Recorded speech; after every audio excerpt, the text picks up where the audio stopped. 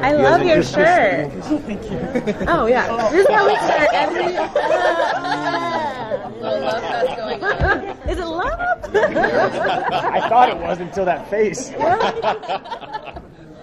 The baby chick trying to be fed. You have somebody. Why are you doing that? You have Kara. You know what this show hasn't had is a menage a trois. I don't know if we was going through that and see We are. Let's do it. Well, I mean, maybe we are. Let's make this the real table. I don't think this got real. Our job is to procreate. I will procreate in any way.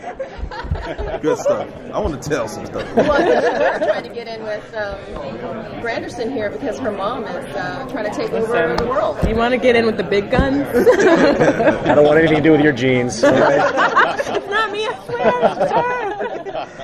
So at the end of season 1, we obviously met Alfred Woodard's character, your mom's Branderson. Yeah. So she takes over the new U.S. Nathan James, and everything is just chaotic. And we heard from Hank Steinberg that we're picking up exactly where we left off. Seconds later. Yeah, so what can you tell us about what we're going to see with your characters in the first episode? We obviously know you're going to be a father. Are we going to see any expansion on anything like that in the first episode, or is that going to come down later down the pike? You know, I think you're going to see it in the first episode. I think you're going to see it in a lot of the episodes. You can't just forget or erase a baby that's alive. So that's a big factor in my life and in Kara's life, and it's something that I'm willing to fight for to any end. And Kara's on the ship, so the baby's on the ship. So we will do whatever it takes to get back our ship. And then, of course, you have a confrontation with your mom. And I think I sort of make it clear, this isn't happening, Mother. And as much as I love you, mission comes first. The cause comes first. And so there's some conflict there, clearly, because she thinks she's, I'm her daughter. She can handle me. If anything, I'm her way in. But it's not going to go down that easy. And what we're going to see with Bert. Yeah, where we left off, the captain and I and his family were away from the ship, and we didn't have contact. And so now it's the whole trying to figure out how we can get back into contact with the ship. Is the ship okay? And just devise some sort of scheme to get the ship back without having the contact. So that's the big challenge. I love that. I love that. I feel like the writers probably sometimes write themselves into a corner and don't even know how to get out of it, and then boom, they figure it out. It's awesome. But I think when they do that, it really adds more tension. That's I actually stole that quote from David Mamet. he does it on purpose. He encourages his writers to do that on purpose. Well, you didn't do air quotes or anything. I didn't. No. Well, it's audio here. They didn't know that. You guys. Yeah. Well, air quotes. Air quotes are felt in audio too.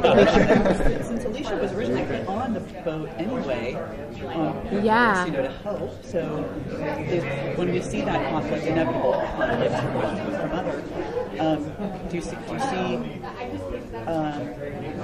see Alicia maybe understanding her mother more at some point? I think what's great about our writers in our show is that there's no one who's just pure evil and totally bad, and therefore they're the bad guy, we're going to fight them. Everyone's complicated, everyone's nuanced. It's really well written in that way. So my relationship with my mom is not just, realize your evil warlord, I'm going back on the ship, we're done. There's some complication there, and there's some family discussions to be had, but there's also discussions with my crewmates and the shipmates and the people who are on board with this cause. So it's going to get a little more complicated than just black and white. Dysfunction is a part of life. It's just how do you deal with it? Yeah. And it's tougher in this environment anyway because post-apocalyptic, essentially, it's like family Yes. has to matter because there's not that many. There's really not much else to hold on to. Exactly, and yet you have to think of the future and what's right and the proper order. So it's a bigger conflict. Well, we venture into that as well of, going back into America. The season is a lot about American soil and what do we do with the people here and how do we cure them, and a lot of the storylines happen with where are our families? Are they alive? Are they dead? How do we find them? Who gets to find them first? We have 210 soldiers on our ship, so it's a lot of this season deals with those emotional strings of where is our family and what can we do to help them if they're still alive.